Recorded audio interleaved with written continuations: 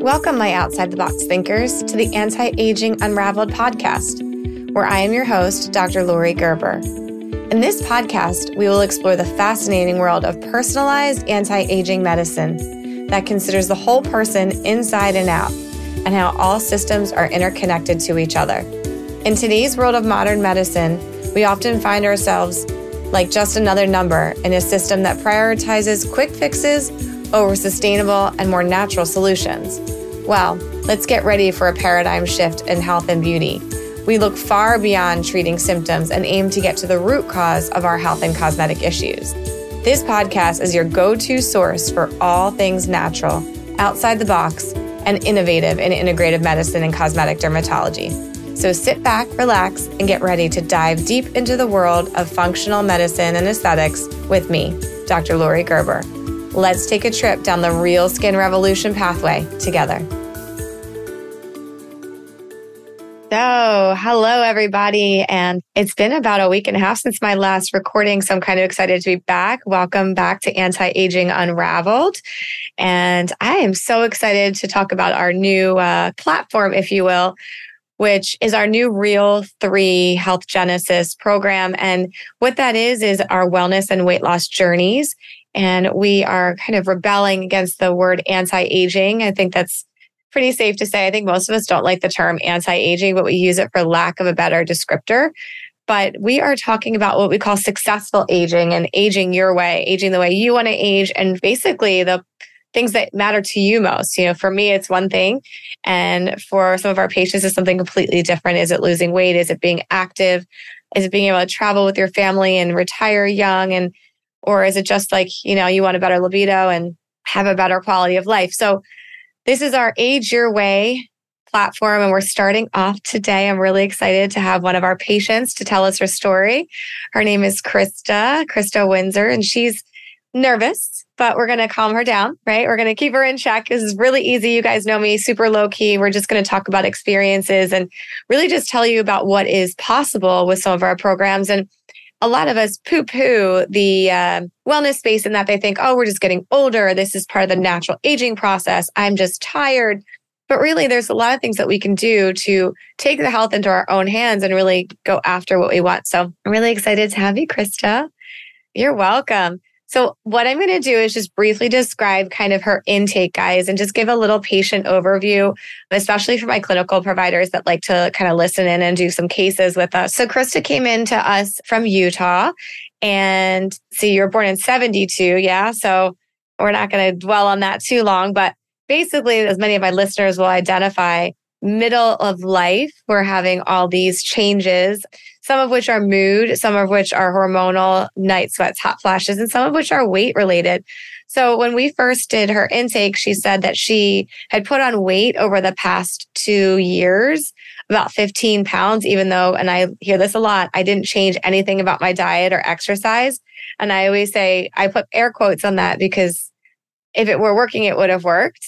So yes, you didn't change anything, but our metabolism slows down as we age. So we do have to change some things. So I hear that quite frequently. Lots of headaches, which she wanted to get under control, hard time with focus, especially at work, and struggle to work out, but she wants to work out. So getting out of bed and going to the gym, that was her kind of initial complaints, and just tired, a lot more fatigued and wanted energy back. So again, this is a really common scenario, right? We hear this, at least as what I do, we hear this all the time.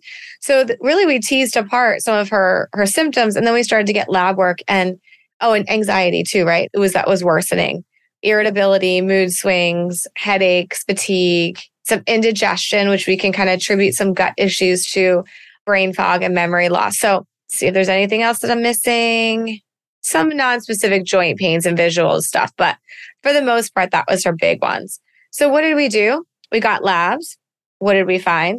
We knew she was going to be in menopause, but lo and behold, guys, she's in menopause. So what happens? All of your hormones tank. Your progesterone goes down, your estrogen goes down, the testosterone goes down. Her thyroid function was low functioning, which means she had not hypothyroid, but just low end T3 and T4. Some cholesterol, like I always say, like non-specific sticky cholesterol. A little bit of insulin resistance, which was not necessarily demonstrating on her sugars. Her insulin resistance score was high because of her cholesterol. We kind of look at the cholesterol and the sugar numbers, and we kind of come up with a score that's insulin resistance score. So she wasn't losing weight because now all of a sudden her body hasn't been able to metabolize carbs and her hormones are not there anymore. And she actually came up positive for some cells for fighting infection, which we can talk about too. Where do we start with someone like her? And I think for her, her main thing was, I want the weight off. Like, we need to get this weight down. It's time. So, we started with things that would optimize her hormones, optimize her thyroid, and kind of step 2 was getting on some stuff to optimize her insulin level so that she could actually break down carbs efficiently. So I guess, Christa, I'm going to end up starting to turn this over to you. I'm going to have you just tell me how you started this process. What were you thinking in your head? Like, how fed up were you? And where were you at when we kind of started? All of that makes it sound like I was a complete mess. It was crazy because I felt like all of it sort of happened overnight. Like I said, I was gaining weight and I've always been very active and I want to go back a little bit. Back in 2015, I had gained a lot of weight and I decided I'm done. I'm going on a weight loss journey, change of life, everything. And I really started exercising, eating right, doing all the right things. And I lost 30 pounds. And I kept that weight off pretty well within maybe 5-10 pounds every once in a while until 2021. And all of a sudden, I'm just like, what is going on? Like you said, I was doing all the same things, eating the same, exercising the same, and the pounds were coming on and they just kept coming on. And then all of a sudden I started to feel the night sweats and the tiredness. And I'm thinking, okay, there's obviously something going on. And I was nearing my 50th birthday and I thought, okay, there's something up. And then I started to have a conversation with my really good friend who is also a patient of yours. And we just got talking and she was telling me about all of the great things you've done for her. And she said, just try, just give her a call and just see. And so I was like, okay, I'm done. I'm done because this is not working for me. And I was getting very frustrated with how hard I was trying to lose the weight and feel better and nothing was working. And so that was it. So that conversation with my friend, and then I went to your website and did the intake form and I spoke with you and you hadn't even done anything and I immediately felt validated. This is really happening, all of the things I'm experiencing, the weight loss, the brain fog, the irritation, all of it, this is not in my head, and there's a reason for it. And I was so grateful to know that there could potentially be something that would help me. And then when we did the lab work, I couldn't believe how many vials of blood they took. And I'm like, oh my gosh, this is fantastic, because you go to a medical doctor and you're not going to get that same, they try, they do what they, but I just was like, okay. And now they've taken all of these vials of blood. This is great. She's going to dig. She's going to really find out what's going on with me. And you did. And from there, we started the hormone treatment and all of the other things. And I'm so grateful that I talked to my friend because I feel so much better. That's amazing. I think you're right. It's unfortunately, as a trained traditional physician, we're taught to look in certain ways or at certain things. And I get this a lot where a doctor will say, only order labs that I know what to do with. And to some degree, I understand that. But also patients that are frustrated and desperate are looking for answers. You might not always know what to do with that result, but you can sure as heck find someone that does, right? So they're a little bit constrained by basically the malpractice and the insurance company dictating what methods of care that they can actually provide, which is unfortunate, right?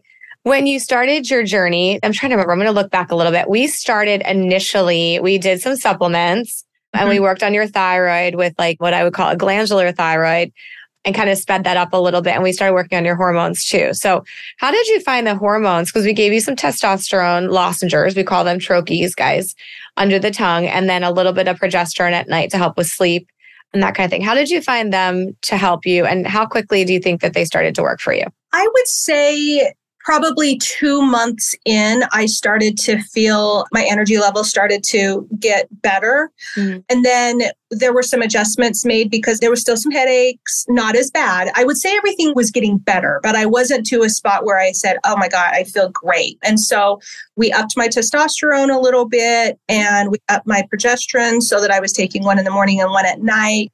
And I would say once we leveled up a little bit on the testosterone and the progesterone, I probably felt it was probably a month. And I thought, and it was really interesting because you take your health for granted when you feel good. And one day I was just like, I feel good. I feel not as tired. The irritability is better. The headaches are better. And I was just thinking, wow, I wish I would have done this 5 years ago. And that's the thing that I want to tell people that I talk to who are much younger than me. Don't wait. And I've got some friends that I've had these conversations with because I feel like you're kind of behind the power curve a little bit when you're already in it. And anyway, so I would say from the time we started my treatment, I would say by about month 4, I was feeling really good. Yeah, I mean, that's awesome. And so just to touch on that progesterone a little bit, for you guys that don't know enough about hormones, and that's why we're doing this, progesterone, I always say, is like the brain hormone. It's I'm going to make you calm. I'm the GABA stimulator.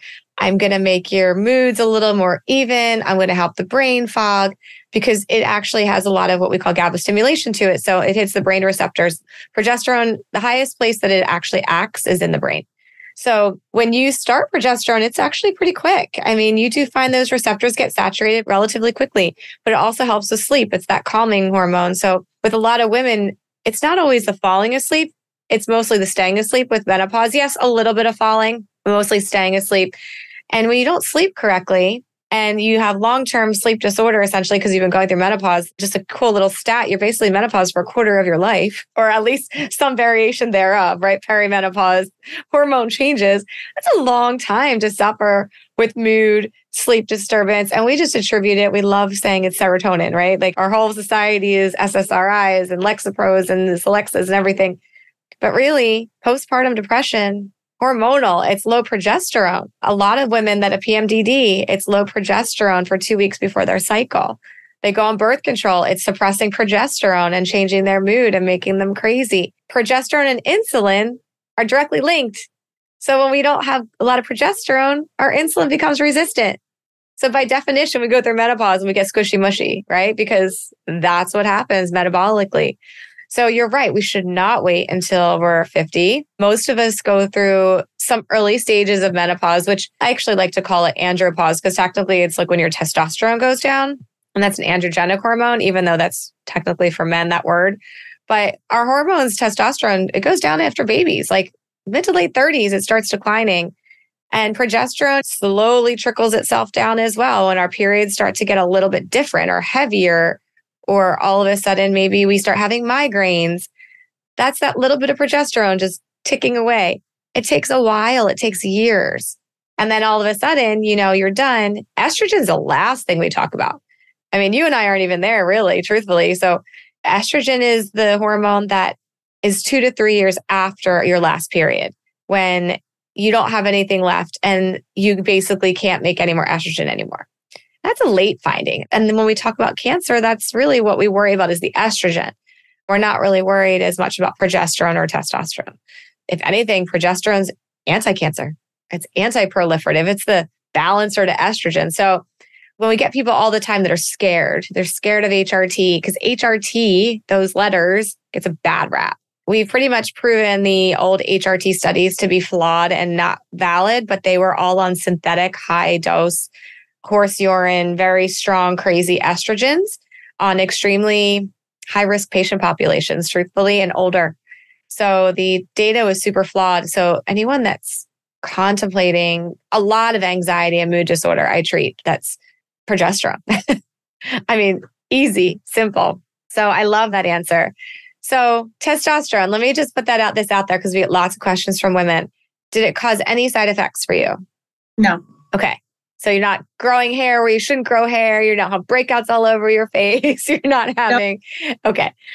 So this is a big question I get. Here's the other question. Do you feel like it helps you at all? I do. I would definitely say it's helped my energy levels substantially.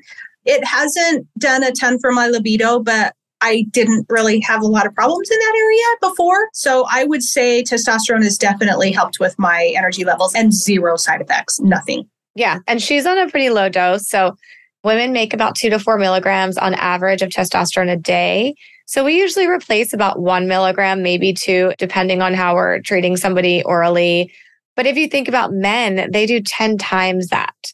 So when we talk about side effect profile, we need to really boost that dose pretty substantially, or you need to be really sensitive to testosterone to have that kind of problem.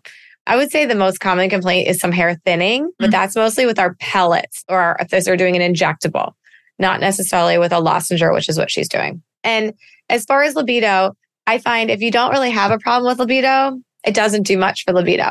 If you've already tanked and your libido is like trash and you're like, oh my gosh, I don't even know what to do. Like, I can't even think about sex. It's not even on my radar. That is the people that generally speaking, we can help pretty effectively with testosterone replacement. And let's be honest, like, why shouldn't we want to have sex, right? Like, this is a natural part of life. We should want that. Just like men will call up and be like, listen, I need my libido back. Women should too, right? So, I mean, at least I think so. Yeah. So what things did you try and fail before this started working? I mean, just... Did you do supplements or anything like that? Did you try like dietary stuff for hormones? No? Okay. Didn't do anything at all. I just tried to work harder. And, when I was at Orange Theory and tried to do more, go more days and was more careful about what I was eating. But no, I didn't try any other kind of supplements at all. Yeah, some people try some soy-based products, or there's a lot of herbal type products on the market. Most of those are meant to block estrogen. Or sorry, I lied to you. Stimulate estrogen, meaning when your estrogen's gone, we're trying to give you a little bit of moisture back essentially and stimulate estrogen. So therefore, usually for late menopause. So a lot of those actually can make them worse in the beginning because all you're doing is raising that estrogen level, which you're already having trouble balancing out to begin with. I always say it's a seesaw. Progesterone goes down and then we're stuck with all this extra estrogen. Estrogen is not fun for women when it's unopposed. It's the hot water balloon. It's the squishy mushy. It makes us miserable and weepy, and it changes all of our body composition. So when we don't have that progesterone, I call that the savior hormone, really we're in this kind of seesaw where we're stuck at the top and we can't get it to come down. It's like someone heavy sitting on the other end. So I just, a lot of people try supplements first and they just don't cut it. But there are some supplements that help, like a methyl green or DIM, which is what you are on. And that's a great broccoli extract to balance out estrogen and testosterone. So we do use a lot of that. So let's see. Are there any milestones that you're proud of during your journey? This is kind of an interesting one. Like maybe a weight loss milestone or you wake up 10 days in a row and you're like, I'm not tired and I could just go work out or whatever. Well, should we talk about the semaglutide? Yeah, go for it. Okay. So I did not even know this was a thing. I must have been sleeping for the last year, 2 years. I did not even know this was a thing. I ran into a friend who was also a patient of yours who I hadn't seen in a long time. And she had lost so much weight. And I'm like, what are you doing? Because I need to be doing the same thing. And she told me she was on semaglutide and she told me all about it. I literally came back to my office and I called you immediately or texted or whatever I did. I need to do this too. And I started that in August of this last year. And I'm down 19 pounds as of today because I weighed myself this morning. And I am so excited because I feel like with the hormones or, with the treatment and the semaglutide, I feel like I'm back. My brain is back. My body is coming back. My energy level is back. Everything is good. I was really kind of getting depressed about my weight, and I've never really had any kind of mental issues around that. I've never been much to say, well, whatever, this is me. It was really bothering me because I had worked so hard several years ago to get that weight off. And I was still doing all of the same things. It was really, really bothering me. So I would say it's a culmination of everything, the hormone replacement and now the semaglutide, and I'm in a really good spot. And I am 7 pounds away from my goal weight. So I'm very, very excited about that. So I would say there's my milestone. I feel good mentally and I like the way I look physically. Well, that's all of it, right? I just like the way I look, being happy in who you are and happy in your own skin and not being tired and having a zest for life. It's everything. So did you have any side effects with the semaglutide or not too bad or okay? Nope. None, zero. I was so grateful. A little bit of constipation, a little bit, but when I talked to the doctor, your nurse about it, she just said, take some magnesium, and that's been very, very helpful.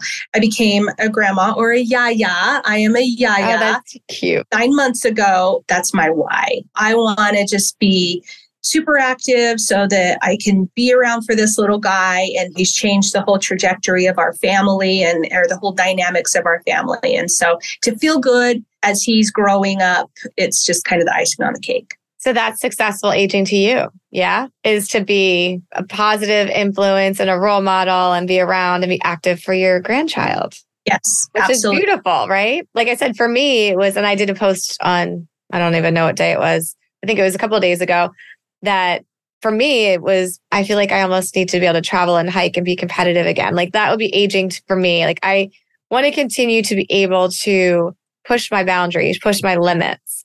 And honestly, through travel and hiking and maybe even doing some races again. So for me, that's successful aging. Yeah. So it's different for every person. And I think it's really important. I think some of the semaglutide and tirzepatides get a little bit of a bad rap. People are scared of the side effects, scared of what happens when I'm done. And what I do want to put out there is the side effects, if you go up slowly, unless you have a really bad gut and gallbladder issues and stuff like that, where it tends to be a little bit of gastrointestinal stuff, they're very tolerable, very controllable, and your body does get acclimated to it. It's just like starting a low carb or a keto diet, truthfully. If you've ever done that, the brain kind of works the same way. It doesn't always want to work carb-free in the beginning. So sometimes a little dull headache or even like a little nausea from having low blood sugars, right? Your body acclimates to that and you will get much better. I think the only difference between this and doing it dietary is you can't really force the higher fat foods, which you would typically do when you're trying to eat keto or work off of fat for fuel, because the medication doesn't actually like you to be high fat, especially if you don't have a great gallbladder or pancreas involved. So that's the only difference. So when you go off of it, what do? We look at your numbers, we look at your calories in, calories out, your macros, and we look at where you are in the successful aging, right? Where are your numbers telling us you are? Are you insulin resistant because you're in menopause still? Guess what? You can stay on the medication. It's not like you have to go off of the medication. You just back off the times you use it. I do it maybe once every 8 weeks, if that. I'm going through menopause. So my insulin stinks. I got my labs and my insulin was like a 13, and my sugars are low, but my insulin's high. And it's been like that most of my life. So you don't have to go off of it. It is not something that you can absolutely stay on it for maintenance. If you want to go off it, is it maintainable weight loss? If you do it slow, yes, it's maintainable. You just have to look at what's different. And for you, I'm sure it's less food quantity. Yeah. And less at a meal. Each portion is smaller, like less food overall, but you can't eat as much at a time and you don't crave any alcohol. Yes. Crazy. Which was interesting because I'll tell you, my glass of wine at night was kind of like, I look forward to that. And if I have a glass, I do. If I don't, I don't. That was an interesting dynamic that I didn't expect. Yeah. And I appreciate it because those are empty calories and you don't need them. So yeah. And it's all glucose. So what do we need sugar alcohols for? But yeah, they're studying it for alcoholism, actually. I think they're in clinicals right now for it. It works really well. We know that it works on the brain chemistry and serotonin. So I don't know about you, but for me, and I'm not a very moody person, truthfully, but you feel very even. Even my patients will describe they don't feel as like ups and downs of mood as much. They feel like their sugars are more even. They're not crashing. So for my patients that really do have a lot of mood disorder, I find it to be fabulous. We do have to watch a little bit with like antidepressants and a little bit of what we call a relative contraindication, but I have plenty of patients that are on it that are on antidepressants as well. So, all right, let's do a quick fun question. So other than your physical transformation, what other positive changes have you seen in your life as part of this program? I mean, just the overall feeling better. Obviously, that's kind of the biggest thing, but I was really frustrated with the brain fog, especially at work. I'm in a job that I really do need to be on is the best way to describe it. And I just found myself my thoughts would kind of float around and I would lose interest very quickly in things. And I was like, God, do I have ADD? Is that adult onset ADD? What's going on? And I'm able to stay focused a lot better. And I need to stay focused at work. It's really important for me to kind of be 100% when I'm at work like everybody else. So I would say that I'm really grateful for that, because that was really frustrating for me because I just couldn't stay on task. And that was tough. Yeah. Progesterone's awesome for that, truthfully. And I actually think, I don't know, I kind of think the semaglutide helps too, truthfully. I don't know if you see that, but I feel like maybe day 3, maybe even 4 after my shot, I feel a little bit more of a clarity or mental acuity. I don't know if it's just more even blood sugars, not having them dip as much. I dip a lot in general, especially if I eat a carb. So I tend to be pretty carb free in life anyway, but then you throw this into the mix and I just feel a lot less, I guess, like of a dip. So I think we'll close out with just talking a little bit about kind of future. I think the next step for her, guys, is, and this is probably news to her too, but to start maybe working towards peptides and things for prolonged health and wellness, so that prolonged positive aging, and start working on looking to make sure there's not an underlying infection there and making sure that that's not still sitting there. So for my physicians out there, my providers that are saying, what about the C4A? What about we've gotten her feeling really good. So most of her symptomatology was hormonally mediated. So now we'll do our yearly check. We'll go back in, probably draw some bug labs, make sure the complement is improving. You can get complements that are elevated just because they're fighting off an acute infection at that moment, and you just don't know they have it. So it is worth asking the patient what they're feeling, how they're feeling about those things. But I think moving towards peptides for prolonged mental health and growth hormone health are going to be where we move next. And those are a little bit controversial right now because the government or FDA has done a little bit of a banning on some of our favorite things, if you will. But there's still plenty of them on the market, and that'll help her keep her long-term goals and to keep her aging in a positive way. So that's our next step. Some of those are growth hormone stimulators. Some of them are called synapsin to help with brain and kind of microvasculature to make sure we don't start with any kind of like Alzheimer's type dementias and things like that. So those are things that we'll start looking towards. And we do their labs every year-ish, sometimes sooner, but she's still got some pounds to go. So we're going to ride it out a little bit before we recheck any numbers. And it's really easy. We do everything virtually. A couple nurses now. I don't have to do everything myself anymore. However, we meet once a week on everybody's case. So if you've had a meeting with them that week, then we literally sit down, we powwow, we go through everything and make sure there's nothing that we want to change or no questions that we need to address. So we try to make it really easy. So I'm going to ask you a question. What's your favorite movie that has come out recently? I would say Oppenheimer. My husband and I like history movies. And so I would say Oppenheimer is right there. My son just did his high school essays and he had to pick a movie that spoke to him essentially and what it meant to him. And he did Oppenheimer. It's crazy. Yeah, it is. I actually look forward to reading some of the books, to be honest, but that's a good answer. I like that answer. All right, my dear. Well, you're off the hook. I want to encourage everyone to be like Christa, right? Join our team. It's very, very easy to do. You just go online on mydrlori.com, fill out our wellness intake. There's a couple of them. So there's a diet one if you're just interested in weight loss, or there's our full wellness intake, or we even have a rapid prescribe where I just give you supplement recommendations based upon your symptomatology. You can fill out any of those and we can get you started in our programs. And we're going to continue to do these regularly. So, we're calling them real stories. And it's basically the successful aging brought right to you guys. So I look forward to the next one. But for now, Christa, thank you. And it was easy and not scary, right? So scary at all. And for all of our listeners, stay tuned for the next one. And you can, like I said, go right online and get your friends to sign up. You can sign up before the new year because it will get crazy at the new year. So I highly encourage you to do it before the new year. After the new year, you're going to just be in the queue, as they say, with everybody else trying to get back on track for the new year. So thank you. And from Anti-Aging Unraveled, this is Dr. Lori. I'm going to sign off.